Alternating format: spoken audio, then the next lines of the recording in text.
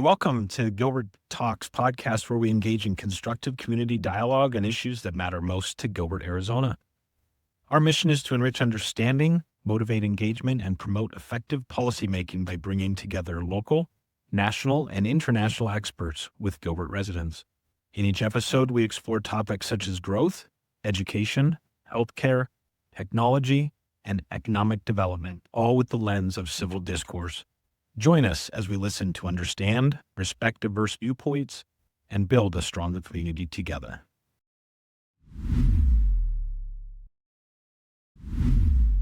Really good foundation for our discussion tonight.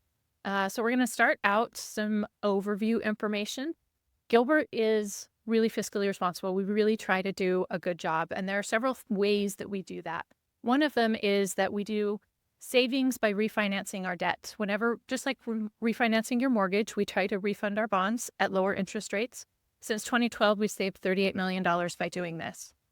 We also work to pay off debt early when we can. We just did a large debt payoff in July, which I was super excited about. So we're now up to $97 million of debt paid off early. And we also do zero base. We've done $3 million of savings since 2018 by doing our zero base. And with zero-based budgeting, we do a third of the organization every year. So every department gets touched once every 3 years. And we make sure that we only have the money that they need to do those activities that they are authorized to do. Anything else gets pulled away. There is no like slush money or extra money in the different department budgets because that's not how we budget in Gilbert. Any extra money that's needed for things that come up unexpectedly, a pipe breaks, a pump breaks in one of our parks, happened the other day. They have to ask for contingency for that money because we want it to be very transparent. There's a quarterly report that goes to council every quarter that shows any of the contingency that's been used so we know what's changing in the budget. Anything over $100,000 has to go to council to get approved for that use. We also have a AAA bond rating. We work really hard to have good financial policies that are strong and follow them. To have a really good, strong economy in Gilbert. AAA is the highest credit rating that you can get, and it means that when we go to borrow money, we get the lowest cost of interest that's possible in the market. And we are not just AAA, we're AAA with all three of the major credit agencies, which like less than 50 municipalities across the country have that rating. So really strong in Gilbert. We also do benchmarking. And there's a link here at the bottom of the slide or in the back of the deck. I've got a link to a whole bunch of really fun data places. Some of them are my hot links where my favorite places to go and get data about Gilbert across the state. But one of them is this benchmark report. We do two different benchmark reports. One is a Valley benchmark report where we compare against the peers. The other is a Gilbert bench report where we compare against people in the nation that we feel are our peers, not just Valley-wide. Both of those are available online, and there's good information in there. Some of that talks about our crime report. So these particular graphs, blue is the maximum of our Valley peer comparisons. The yellow on the bottom is the minimum. Green in the middle is the median, so kind of the middle of where people are at. You can see that Gilbert's the orange, and we're at the bottom here for both violent crimes and nonviolent crimes. So Gilbert has very low crime rates and statistics over time compared to our Valley peers. This report is not just the good stuff, it's warts and all. So it also has information about our park acreage per 1,000 residents, where we are also near the bottom. We are working on developing additional park acreage so that this isn't always the case. But it is something to note that we do have the lowest, not the lowest, but pretty low developed park acreage per 1,000. If we look at our FTEs per 1,000 residents as well, Gilbert is the lowest. You can't see the yellow line because that is us. We have been the lowest for over 10 years in our data, and that's the number of employees that we have providing service in the community compared to the number of citizens.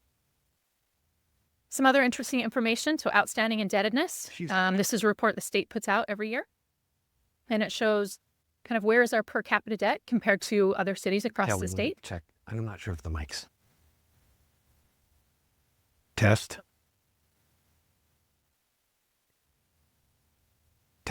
There we go. Sorry. That sounds better. All right. Outstanding indebtedness. So a report the state puts out every year.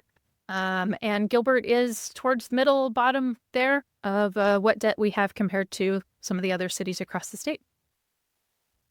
So how are we doing this? What does our budget look like? Fiscal 26 is what we're in right now. July 1st, 2025 through June 30th, 2026. So we're about halfway through. It was a hard budget to balance. Some of the things that happened, there were $5 million of requests across the departments that needed money for ongoing things that had to be funded as one-time items. Because we did not have enough ongoing funds to be able to fund them as ongoing money, we have to keep our budget balanced.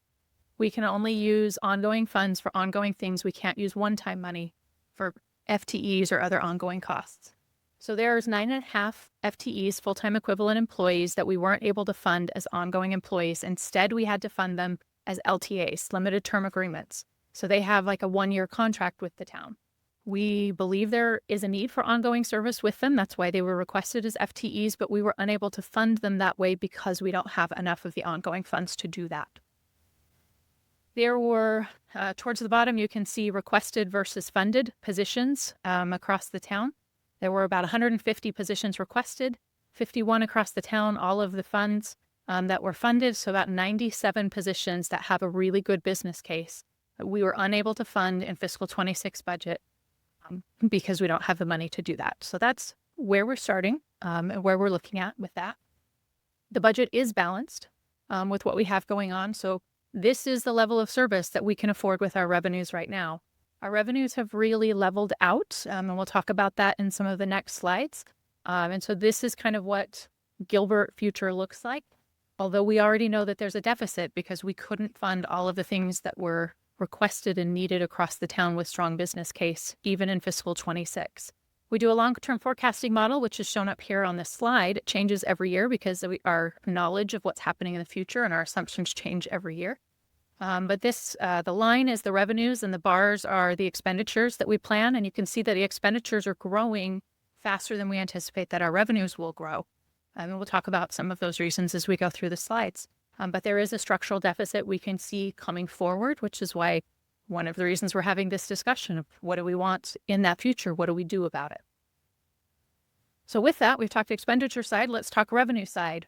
What are local government revenues? What do they look like?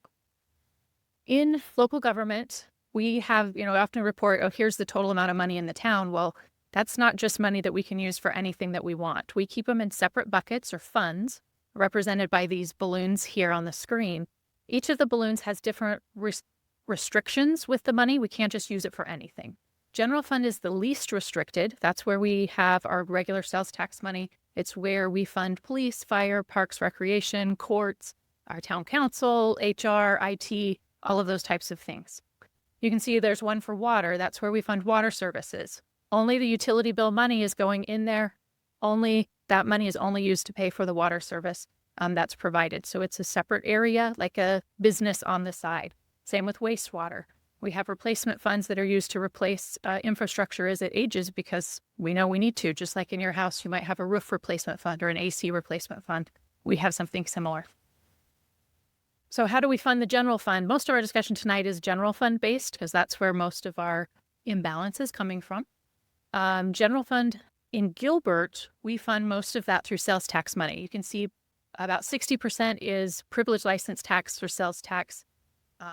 Our tax manager tells me they are not synonymous, which they are not, but for general purposes, they are tonight.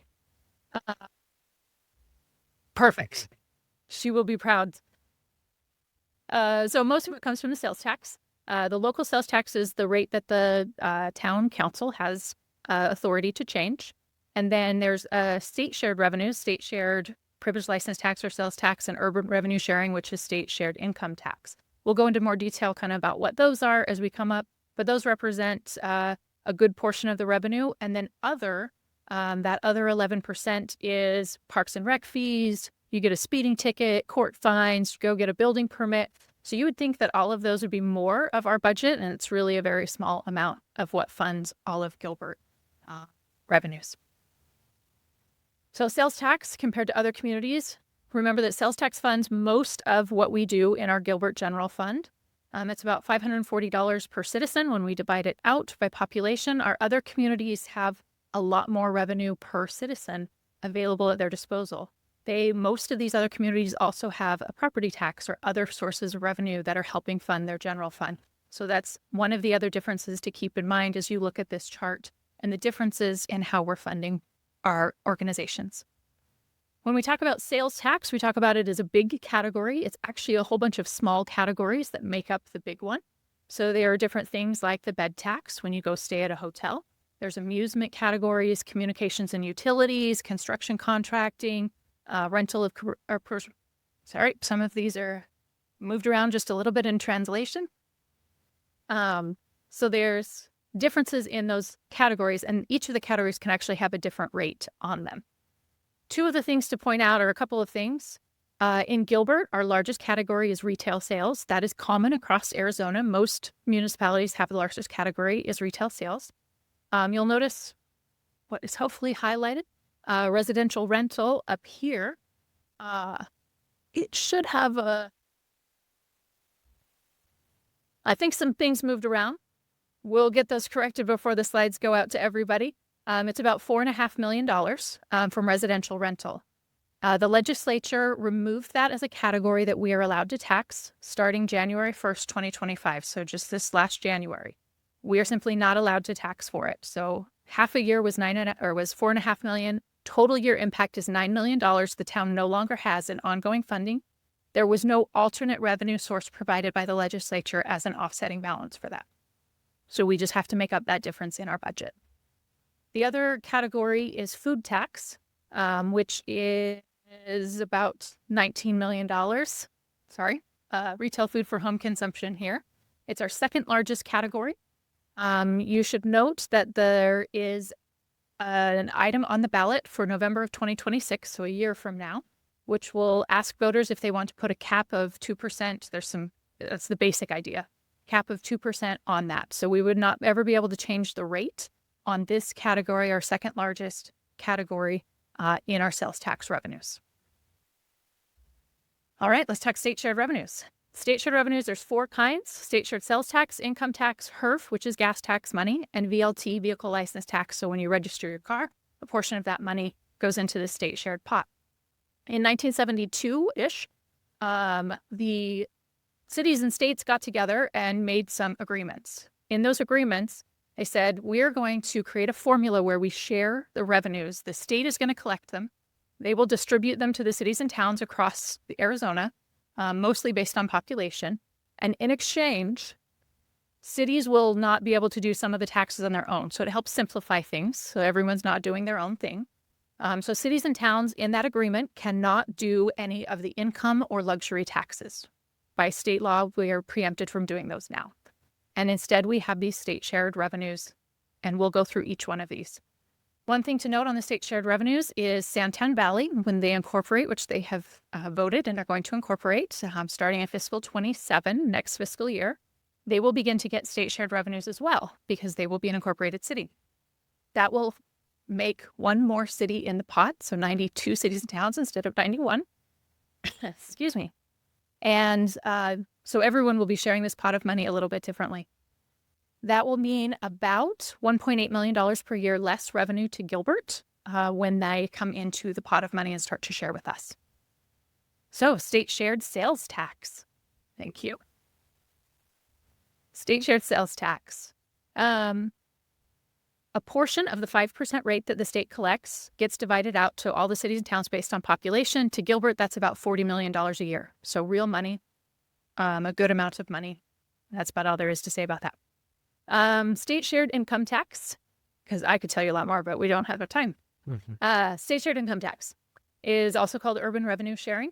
And so a portion of the state revenue comes to the cities and towns. Now, it used to be 15% was shared with the cities and towns. That changed to 18% when we moved to the flat tax. So you can see the green bar along there is the amount of income tax from corporate and individual income tax that the state gets. And then a portion of it is divided to the cities and towns. The tall bar is the high year when they started to implement flat tax that year. And then 2 years later, you can see the other arrow, that's where flat tax was fully implemented. Now the drop in revenues over that time was about 24%. The change in formula from 15% to 18% was 20%.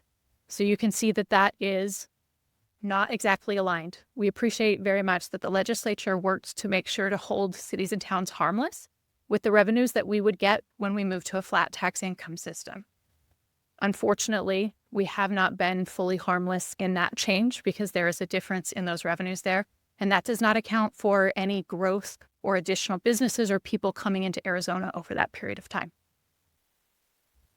Also, in this last legislative session, for the first time in income tax and sales tax, the state took money off the top and says that before we give the money to the state, to the cities and towns, we are going to designate a portion of it for renovations at the Diamondback Stadium. Local governments were not consulted in this trade. It simply took the money off the top, which is in conflict with their duty to do the state shared revenues according to what was agreed in the 1970s. The approximate loss to Gilbert is about $1.5 million over 30 years. It's not a ton of money, but it is the camel's nose under the tent. And in the next slide, we'll kind of look at what that can look like over time if that is to continue, which we very much hope it does not. So the third type of state shared revenue is HERF tax, Highway User Revenue Funds, gas tax money. It's about 18 cents per gallon on regular gas. It's been that same 18 cents since 1991. The money comes together, 27.5% gets divided out to cities and towns based on formula, mostly population, some point of sale. Current statute allows $10 million to come off the top to go to highway patrol uses. In some years, in past years, the state will just say, notwithstanding that cap, we're going to send a crap load more money over there. What that looked like is in fiscal 15 and through 18, it was around $100 million was taken off the top before it went out to cities and towns. The highest year that they took off the top was 2012, and that was about $200 million. Those sweeps from the year 2000 to when they stopped in 2019 was about $1.6 billion that was taken off the top before being divided out. So that's what the camel can look like when it gets inside the tent, which is why we're concerned about this change on the other revenues as well. But thankfully, none of these sweeps have been happening since 2019, and we hope that it stays that way. So one of the things to note about HERF revenues, this is gas tax money. What do we know about cars? We know that cars are getting more fuel efficient because we don't like to fill up our cars and we like to go long distances. As that happens, we still only get that 18 cents per gallon. Also, there are alternative fuel cars.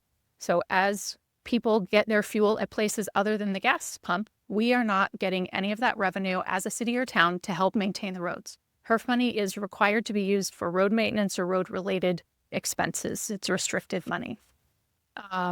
Also, one thing to note as you're looking at future and decision-making, SCR 1004 was passed by the legislature this last year. It will put a question on the ballot this November, so as you're getting your ballots now, and it will ask a question about barring state and local governments from imposing a tax or fee based on vehicle miles traveled.